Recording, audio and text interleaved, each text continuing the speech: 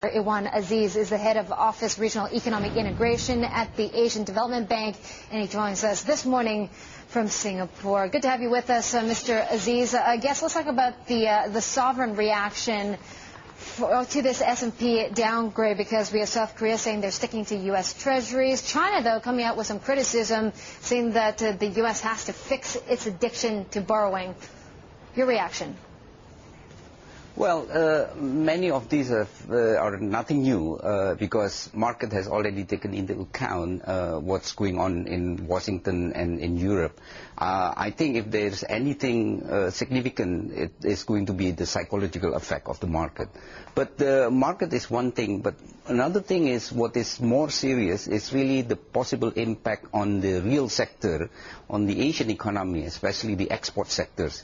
You know, the fact that the U.S. economy will be slowing down, and U.S. is still the largest market of the final goods export from Asia, and then also the high probability of the continued weakening of the U.S. dollar, which also mean the strengthening of the currency in Asia. That also is not so good news for the export.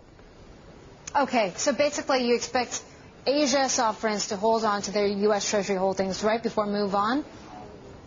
That's right. That's right. Okay.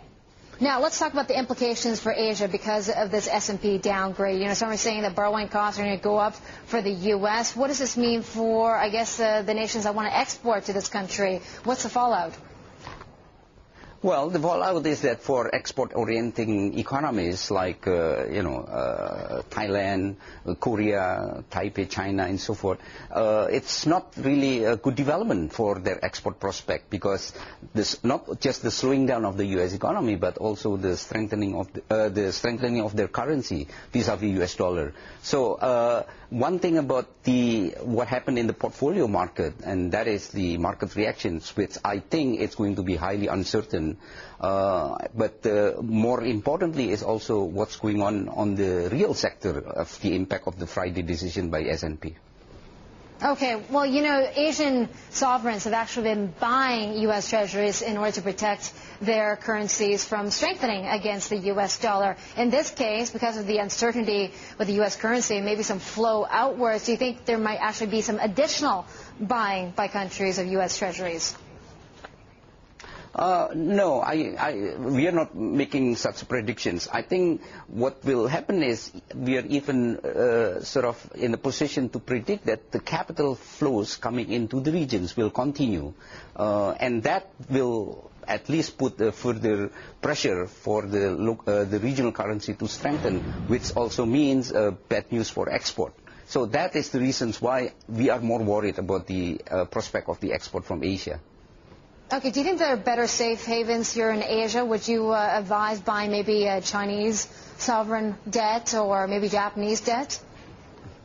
Well, in general, there's no heaven in the earth now, because it's really the U.S. Treasury has been traditionally the most important safe haven. And as I indicated earlier, I don't think there will be a major shift in terms of the preference of the market in terms of considering the U.S. Treasury as a safe haven. I think it is still a safe haven, and after all, it's only one notch down. That's right, and it's only Standard & Poor's, by the way. We have Moody's and Fitch, again, reiterating its AAA rating on U.S. debts. Thank you for your time this morning, Dr. Azis of the Asian Development Bank, joining us from Singapore.